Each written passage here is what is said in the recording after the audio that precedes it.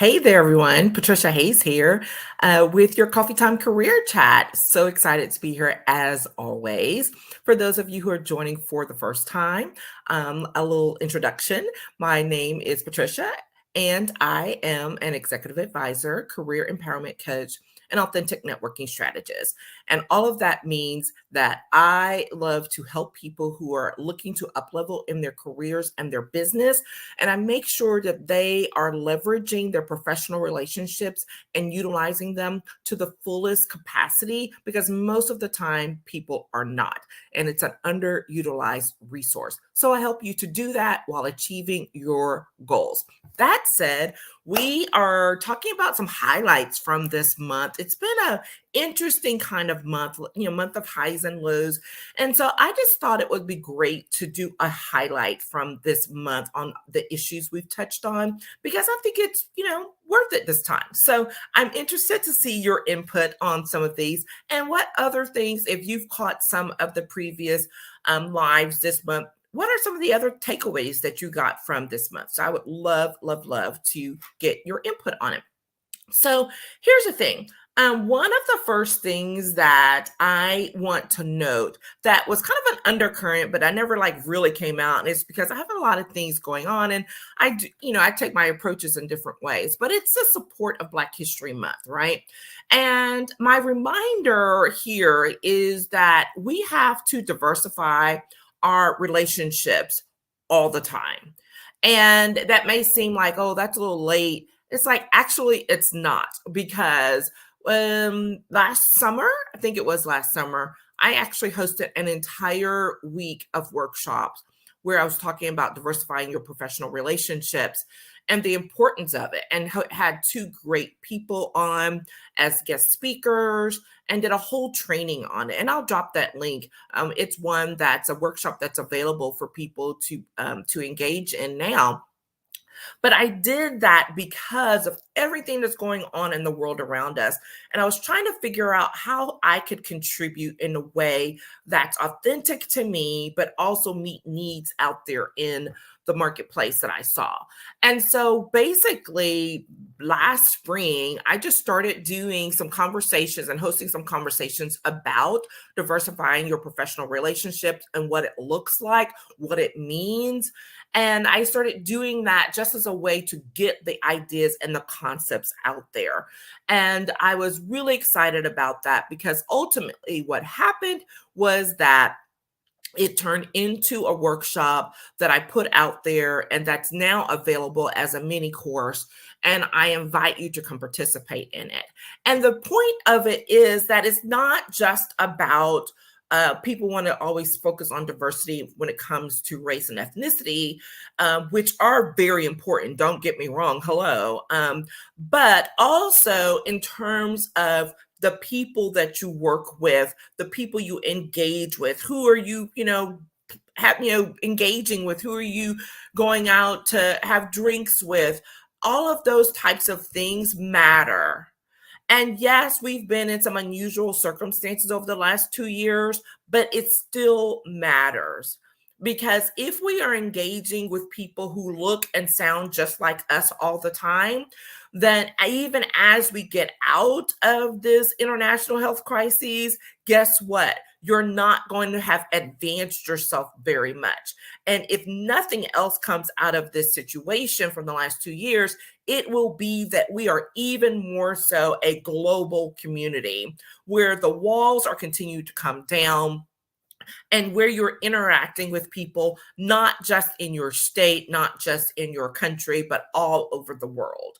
I have seen this up close and personal over the course of the last 2 years, particularly in the course of the last year, where I have had the opportunity to engage with women from all over the world. Some of you've heard me mention that I've been a part of several paid networking groups, and they were fantastic opportunities, and I'm evolving who I'm interacting with and where.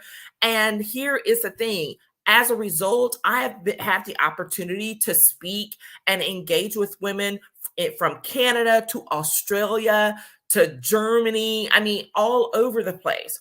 So this is not just what you can do and quote, return to normal and only deal with people in your immediate space. We are long past that. So, what does your professional network really look like?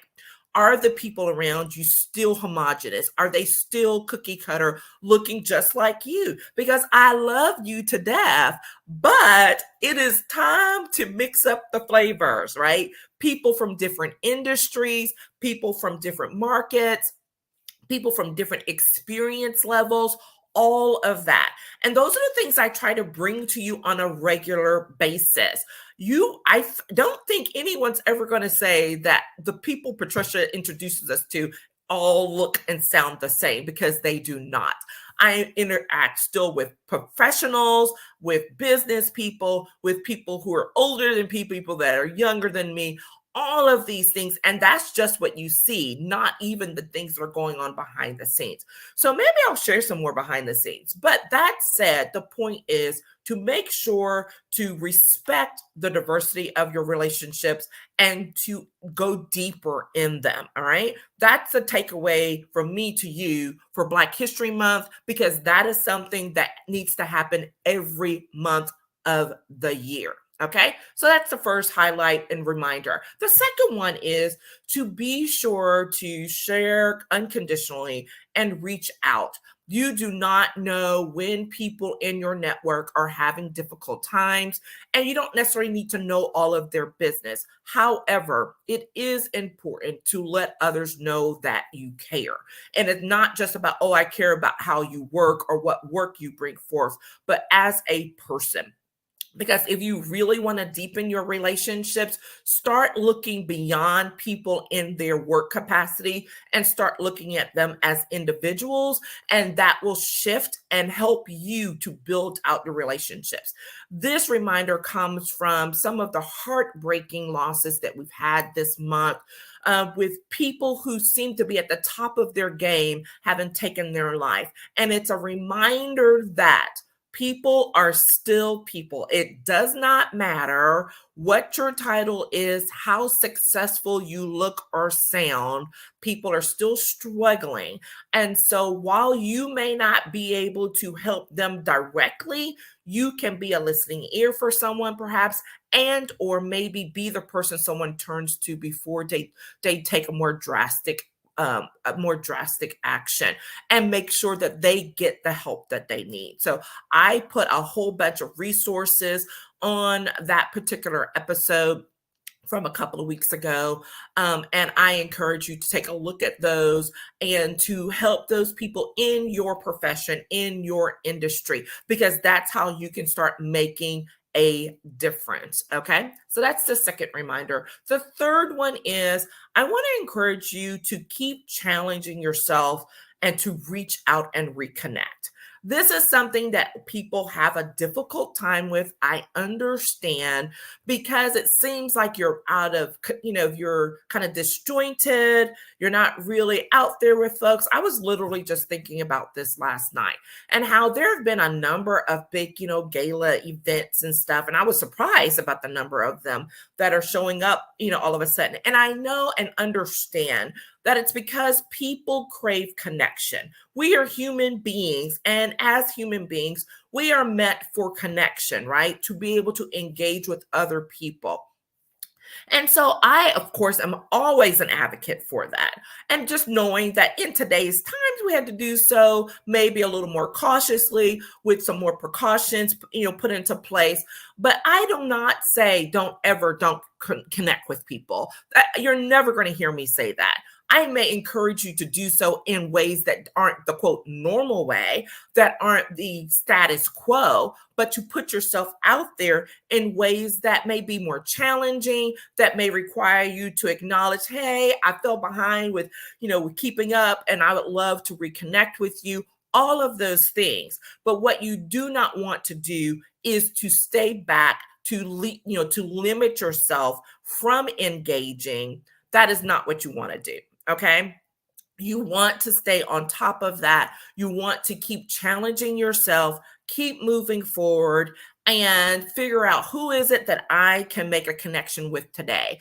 Who is it that I have not been quite so good about keeping up with? Or is there someone that you've been meaning to make to touch bases with that you haven't? Let's make sure, take that action today, and it will pay off. All right. There are a few things I give promises to, but I always say that when you reach out to someone, it will pay off. Now, I'm not saying it's going to pay off immediately, but it will pay off. It always does. And when it comes through, it's always just this sweet little victory moment, right? And you can just say, oh, so that's what that meant. So I encourage you to reach out and reconnect and keep challenging yourself to do that on the regular basis and see how it brings to fruition some great opportunities and great new relationships.